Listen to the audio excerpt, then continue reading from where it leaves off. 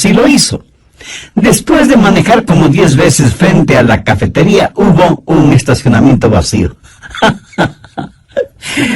Todos en mayor o menor grado tenemos esa clase de batallas, ¿verdad? Pero hay una batalla que es mucho más siniestra y mortal. Es la batalla por la mente.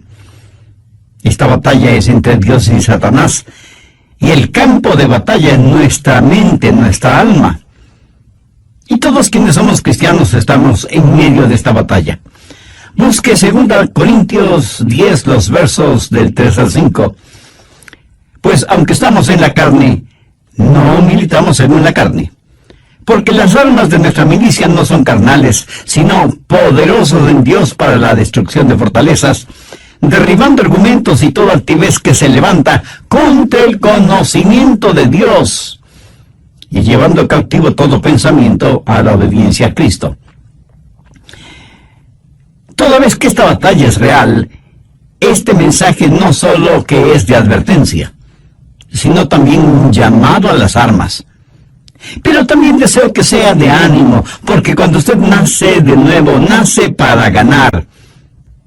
Dios no le salva para que viva una vida derrotada.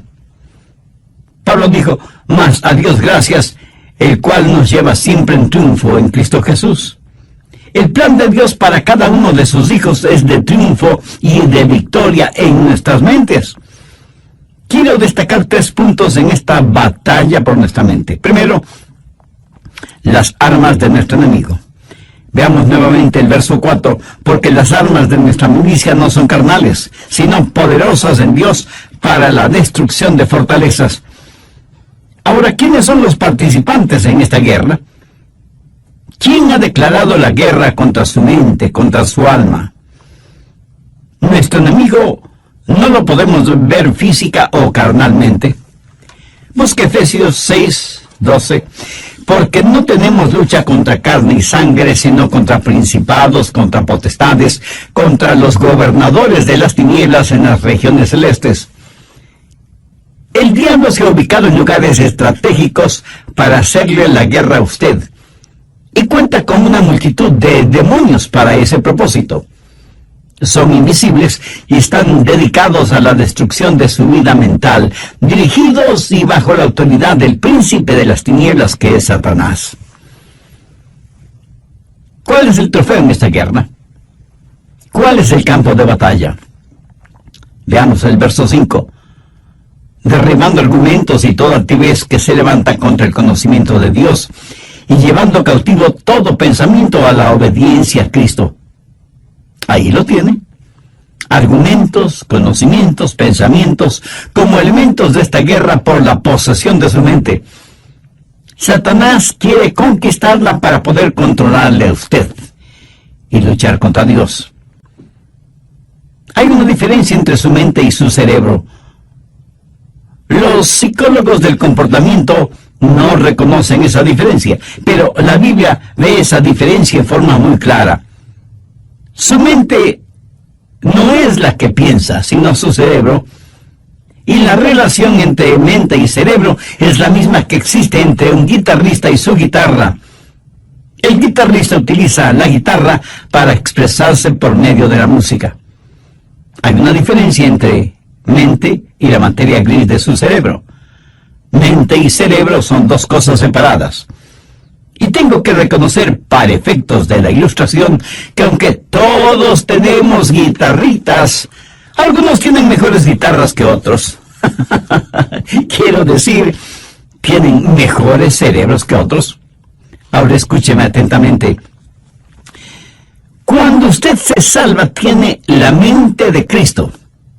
No significa que su capacidad mental será extraordinaria, sino que tendrá la capacidad de pensar utilizando el cerebro que tiene. El diablo quiere su mente. Y el hecho de que usted tenga la mente de Cristo, el hecho de que usted haya sido salvado, no significa que la guerra se ha terminado para usted. Recuerde que Pablo está escribiendo a los hermanos en la iglesia de Corinto. Sin embargo, el apóstol tiene preocupación espiritual por ellos. Veamos 2 Corintios 11:3. Pero temo que como la serpiente con su astucia engañó a Eva, vuestros sentidos sean de alguna manera extraviados de la sincera fidelidad a Cristo. ¿Qué es lo que está diciendo el apóstol Pablo?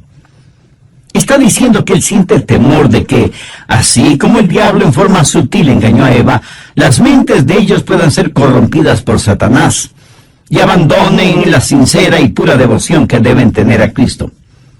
El diablo pues quiere corromper su mente y tratará de evitar por todos los medios posibles el que usted tenga la mente de Cristo. Y Pablo está tratando a los hermanos en Corinto como si fueran sus hijos. Mire lo que dice en el verso 2 del capítulo 11, segunda de Corintios. Porque os celo con celo de Dios, pues os he desposado con un solo esposo, para presentaros como una virgen pura a Cristo. Ahora, ¿qué significa esto de celo de Dios? Usted sabe, los celos pueden ser buenos o malos. Hay un celo que puede destruir, y hay un celo que protege a aquellos que amamos. Los esposos, por ejemplo, deben ser celosos de tener una devoción pura por su esposa, por sus hijos. Y lo mismo es con las esposas en su devoción hacia su esposo e hijos. El celo protector mutuo es necesario dentro del hogar. Un padre amoroso quiere llevar hasta el altar matrimonial a su hija y entregársela al novio como una virgen pura. El problema en la actualidad es que hay tantos padres que no entienden que su trabajo, su responsabilidad es criar hijas piadosas para entregarlas vírgenes en el altar matrimonial. Ese debe ser el propósito de un padre genuinamente cristiano. Pablo usa esa analogía para decir que los hermanos en Corinto eran sus hijos espirituales, eran la novia de Cristo, y que no quería que fueran engañados y corrompidos en sus mentes. Prácticamente les está diciendo, cuando les presenten las bodas del Cordero, quiero que sean como una virgen casta y pura para el Señor. Tristemente tengo que reconocer que no hay suficiente pureza en las iglesias en nuestros días. Tal parece que las novias han perdido la capacidad de sonrojarse frente a las cosas impuras.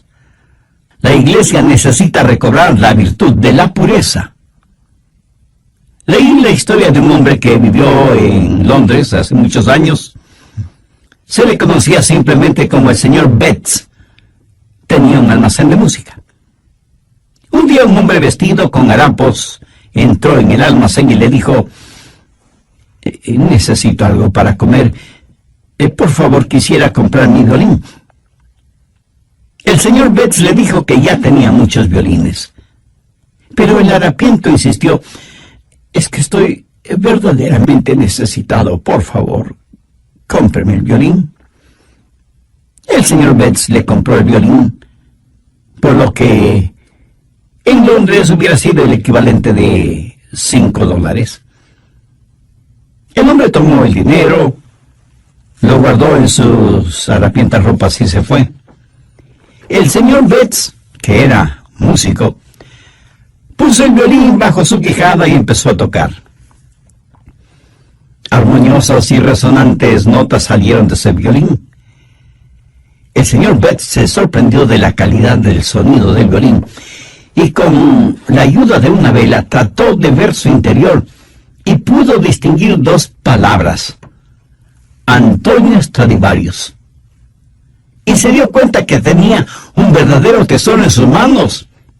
Y el hombre harapiento se lo había vendido por el equivalente de $5. El señor Betts era un hombre bueno y honesto. Salió a buscar al hombre harapiento, pero nunca lo encontró. Muchos años después, el señor Betts vendió ese violín por $5,000. En la actualidad, un violín Stradivarius cuesta una verdadera fortuna. Ahora haga la analogía. Algunos jóvenes se venden muy barato cuando permiten que sus cuerpos se conviertan en sucios objetos de placer sexual, en vez de cuidarse y guardarse para aquella persona con la cual se casará. Pablo dice, como un padre quiere proteger a su hija para presentársela pura a Cristo, Así quiero protegerles a ustedes que forman la iglesia para que tengan una mente pura y una sincera devoción por Cristo. Mi amigo, hay una batalla por su mente. El diablo quiere poseer su mente porque sabe que si puede tenerla, puede corromperla, puede alejarle del Señor Jesucristo. Vivimos en un mundo que tiene una mente totalmente corrompida.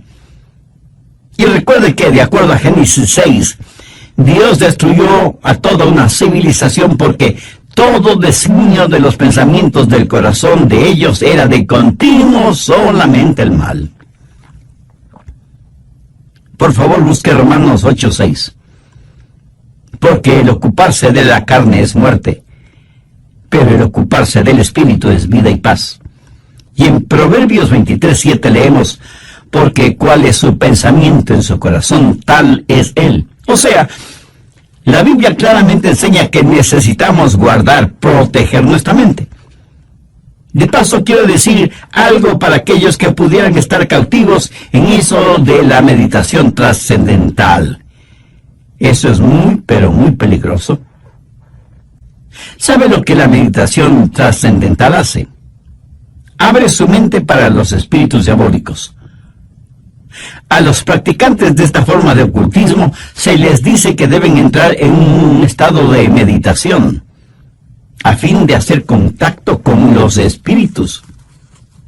Mi amigo, eso es como irse por la noche a la cama después de abrir todas las ventanas y todas las puertas y esperar para ver qué o quién entra en su casa. Y usted dice, espero esta noche hacer contacto. Sí, a lo mejor hace contacto, pero con espíritus diabólicos. Su mente debe estar fija, firme en el Señor Jesucristo. El profeta Isaías dijo, tú guardarás en completa paz aquel cuyo pensamiento en ti persevera. El diablo quiere su mente para continuar con su guerra contra Dios. Y Dios quiere su mente porque es por medio de ella que Dios le habla, le alcanza. Busque Efesios 4, los versos 17 y 18. Recuerde que Pablo escribió esta carta a los hermanos creyentes y les dice, esto pues digo y requiero en el Señor, que ya no andéis como los otros gentiles, que andan en la vanidad de su mente, teniendo el entendimiento entenebrecido, ajenos a la vida de Dios, por la ignorancia que en ellos hay, por la dureza de su corazón. Cuando Dios se comunica con usted, lo hace a través de su mente. En la actualidad tenemos a personas que van a los servicios de adoración y ponen todo su énfasis en el emocionalismo. Permítame decir que Dios no se comunica por medio de sus emociones, porque las emociones son la parte más superficial de su naturaleza. La salvación es el trabajo profundo de Dios.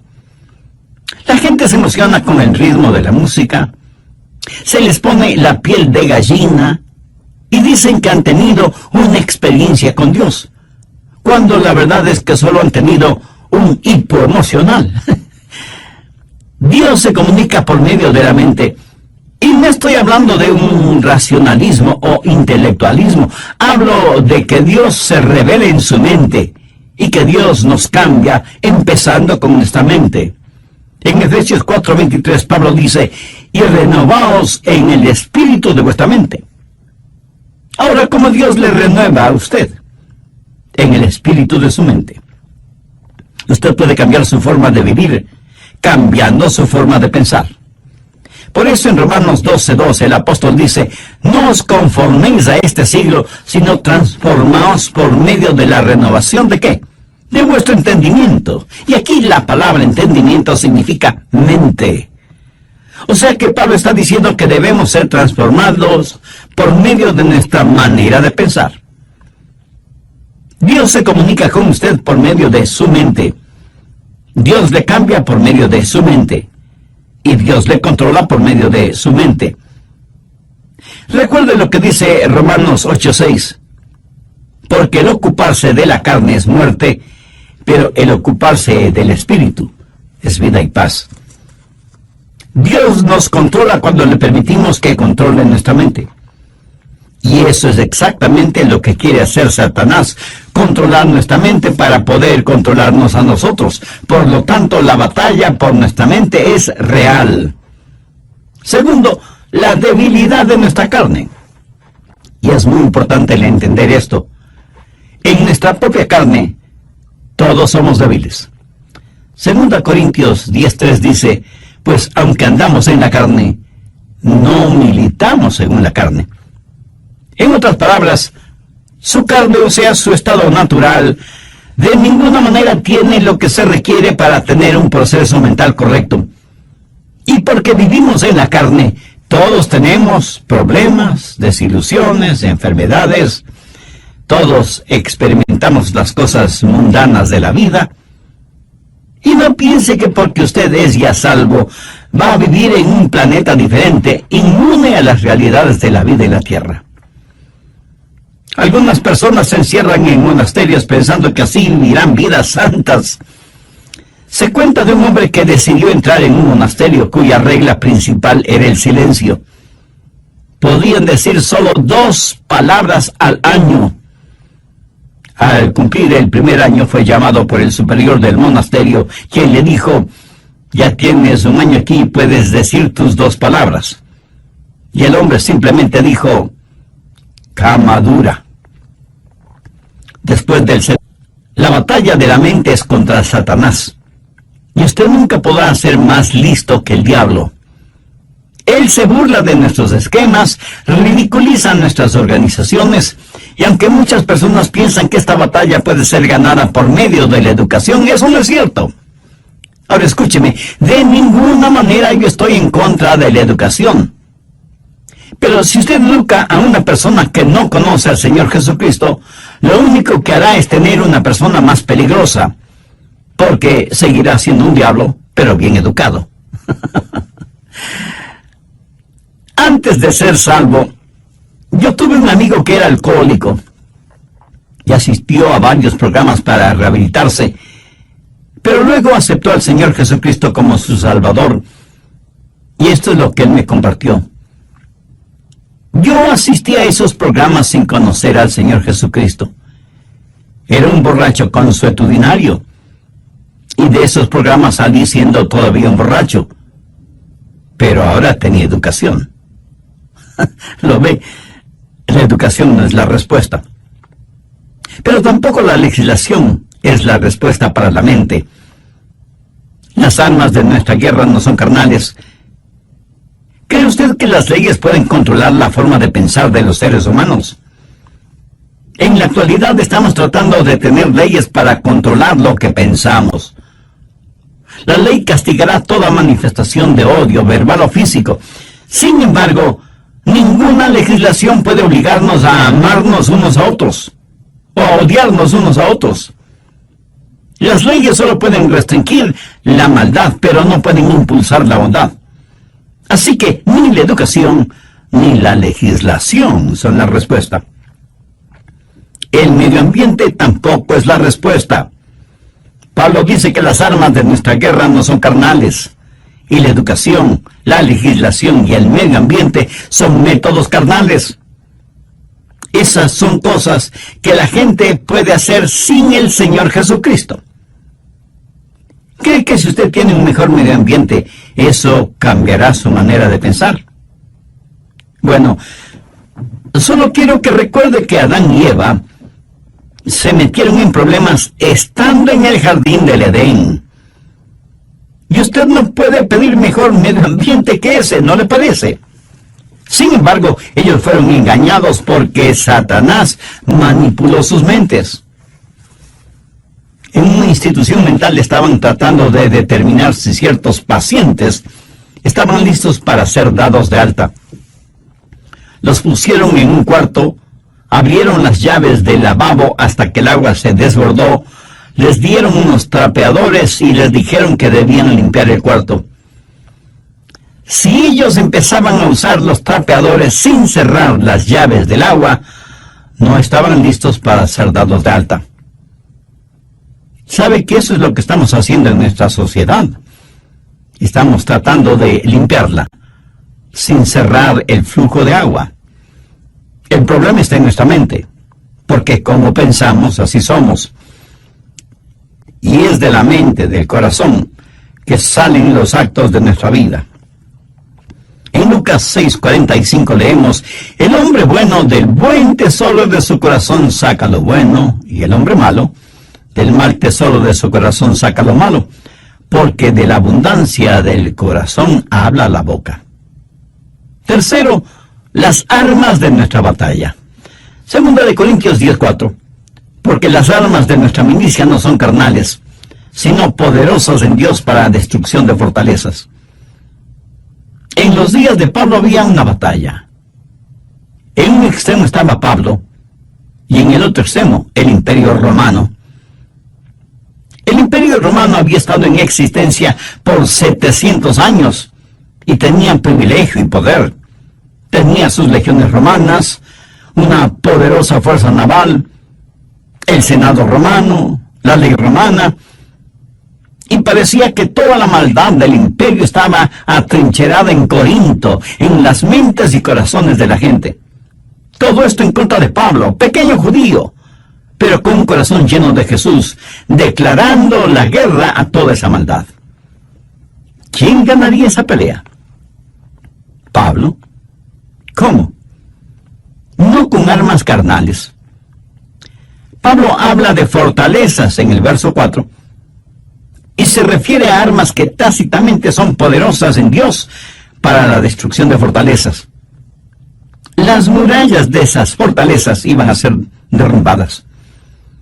¿Qué clase de resistencia hubo en los corazones y mentes de los corintios entonces y en la actualidad en nosotros? Arrogancia, ignorancia, desesperación.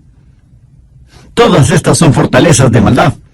Y dentro de cada fortaleza, los demonios trabajan en la mente en forma muy organizada, movilizando los ejércitos infernales para hacer más fuerte la resistencia.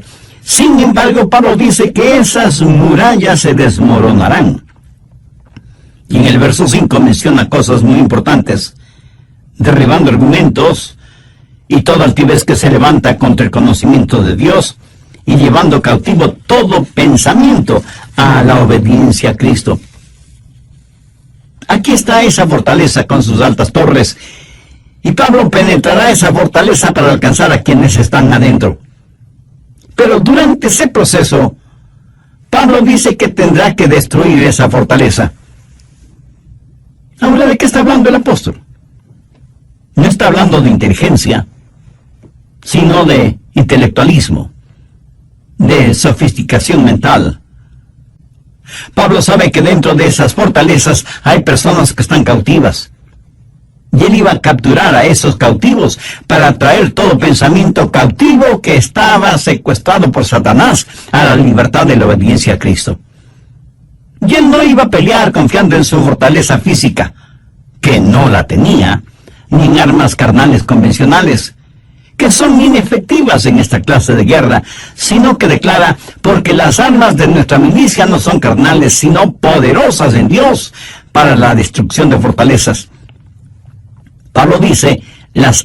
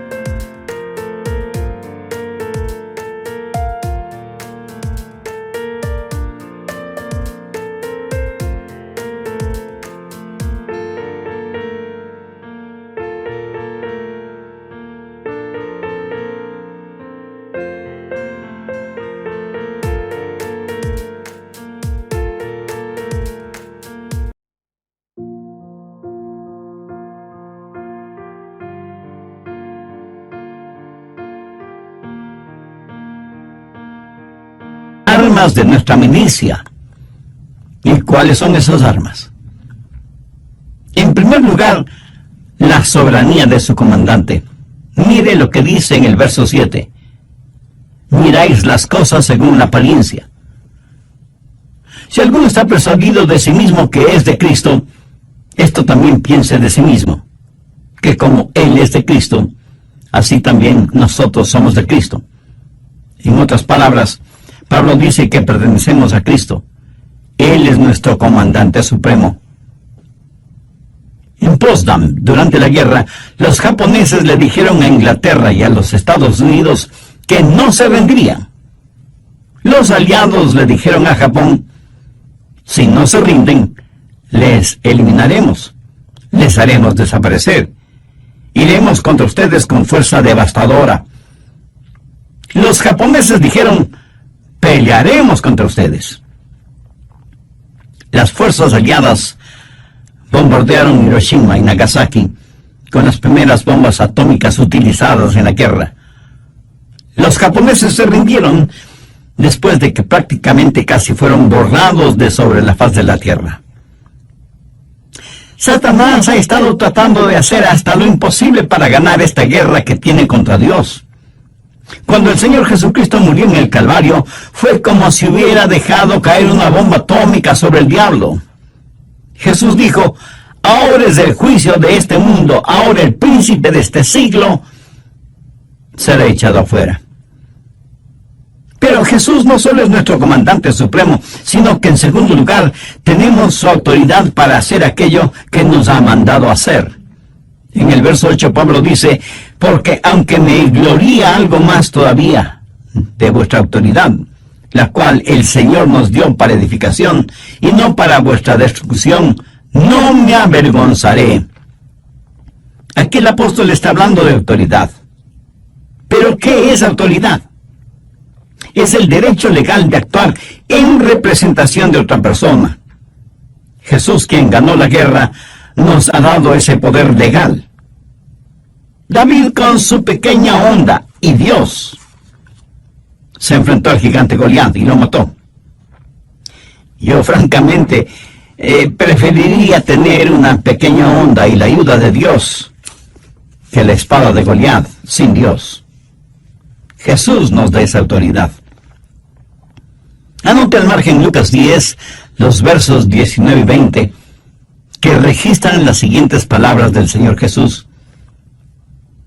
He aquí os doy potestad de hollar serpientes y escorpiones, y sobre toda fuerza del enemigo, y nada os dañará. Pero no os regocijéis de que los espíritus se os sujeten, sino regocijaos de que vuestros nombres están escritos en los cielos. Jesús dice que como hijos suyos tenemos poder, tenemos autoridad sobre todas las huestes diabólicas, pero que no debemos envanecernos ni regocijarnos por eso.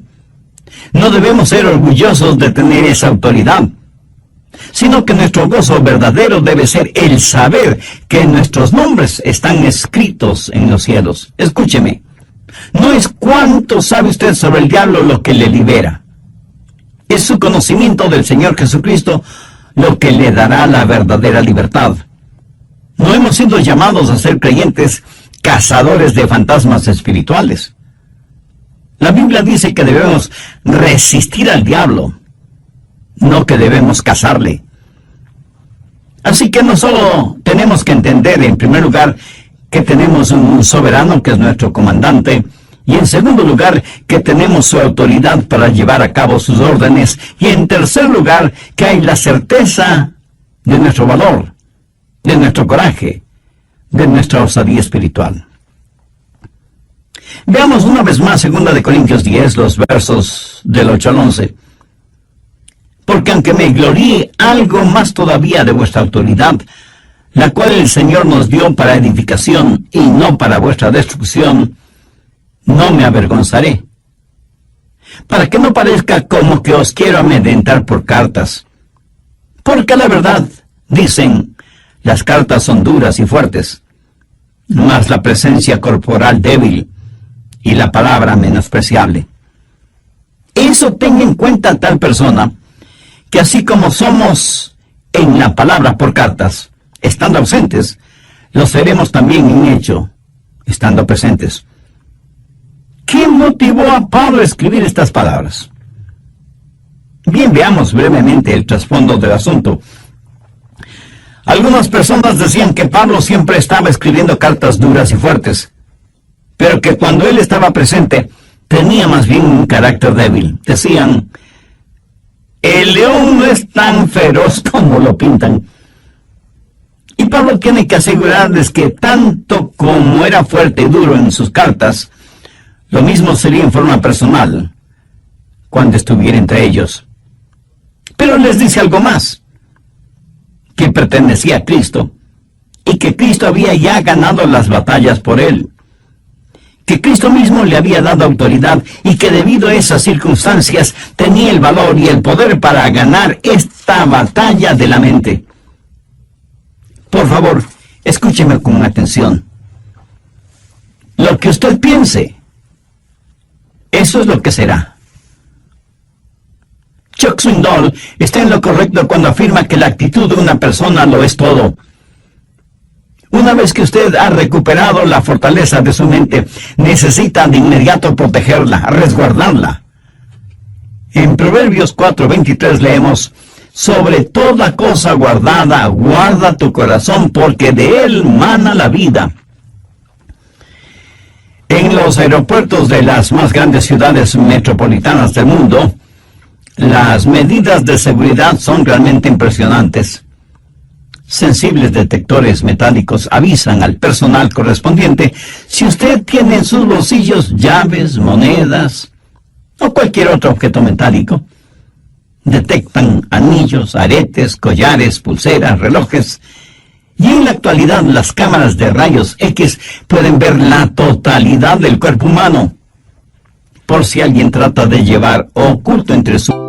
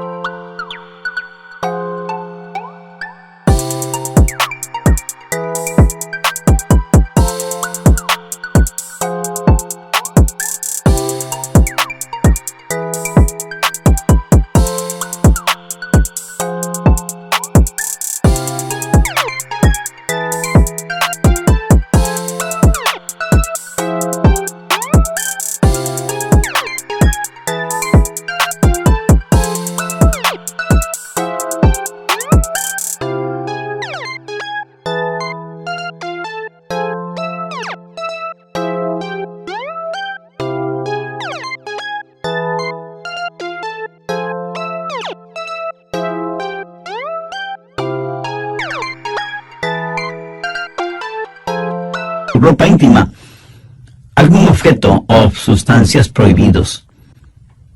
A veces pienso que sería formidable el tener esos sofisticados detectores a la entrada de las iglesias para detectar el pecado.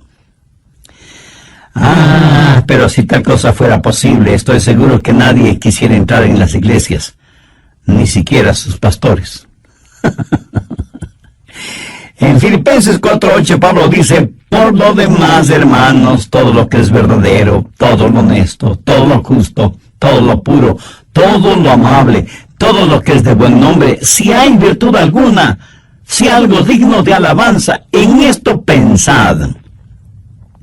Dios nos hizo de tal manera para que no podamos pensar en dos cosas distintas al mismo tiempo.